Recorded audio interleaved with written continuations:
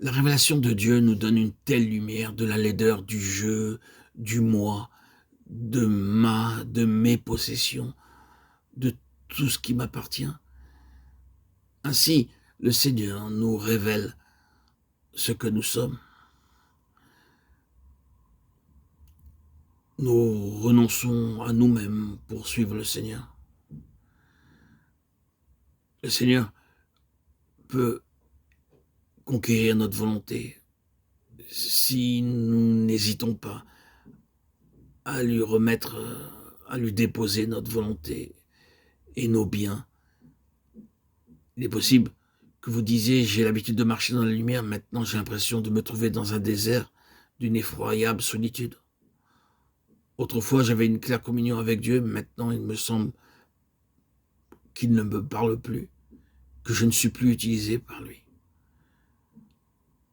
Et au milieu de tout cela, vous vous consolez vous-même par votre suffisance, vous reposant sur votre innocence en toute affaire, vous reposant sur votre esprit compatissant. Combien désintéressés vous étiez, combien bons envers les autres, quelle qu'ait été leur attitude. Vous vous justifiez en disant mentalement « Oh, je n'ai pas agi comme eux ».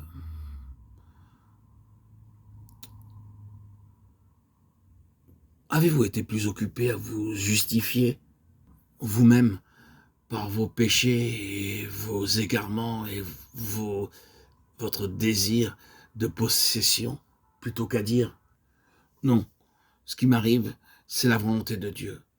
C'est Dieu qui me conduit sur ce chemin. C'est Dieu qui m'éprouve. Et je renonce à moi-même et à me conforter d'excuses et à me consoler par des prétextes qui n'ont aucune valeur. Je décide dès aujourd'hui et je tiens à marcher avec Dieu. Et je renonce à tous les honneurs que le monde peut me donner, tous les biens que je n'ai cessé d'accumuler et qui ne m'ont servi de rien. C'est cela, posséder l'esprit de l'agneau. Après la révélation qu'il eut de Dieu, Job cessa de se confier en lui-même et dit « Je me répands sur la poussière et sur la cendre, je ne me justifierai plus. » Alors arriva le tournant décisif, l'Éternel donna à Job le double de tout ce qu'il avait eu. Job 42:10. C'est toujours le but du Seigneur. Le Seigneur pouvait en toute confiance lui donner maintenant une double portion. Et à vous, frères et sœurs en Christ, bien-aimés, chers amis, le Seigneur voudrait vous dire aujourd'hui, mon enfant, je ne me complais pas te déposséder, mais je ne veux pas que tu dises mon. Je veux que tu dises, Seigneur, tout est à toi, non pas à moi. Je veux que tu apprennes à vivre non pas en toi-même, mais en moi, et à saisir toutes choses en moi seulement. Mes bien-aimés en Christ, frères et sœurs, auditeurs, auditrices, quand nous nous détachons ainsi des choses que nous ne détenons rien comme étant à nous, le Seigneur peut nous donner le double de tout ce que nous avions possédé.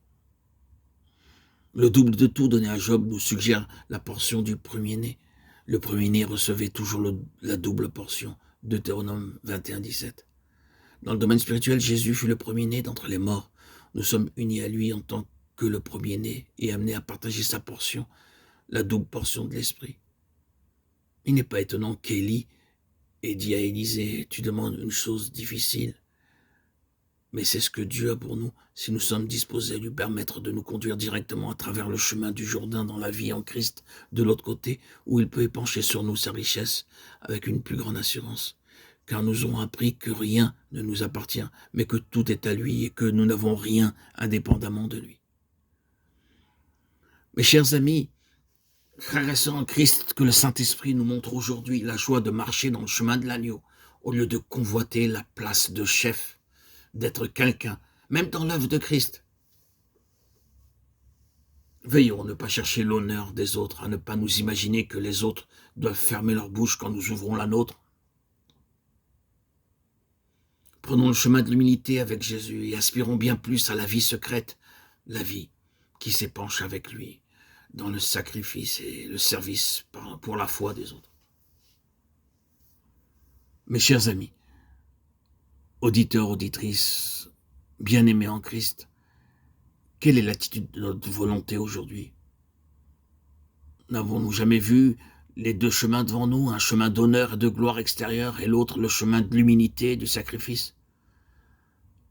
Lequel avons-nous choisi? Seul le Seigneur peut produire en nous le désir réel de suivre l'agneau, alors qu'il nous montre la beauté de l'esprit de l'agneau Jésus et nous révèle la laideur de l'autre vie, celle de la propre gloire. Chers amis, que le Seigneur nous révèle le sentier par lequel nous pourrons suivre l'agneau partout où il va. Apocalypse 14, 4.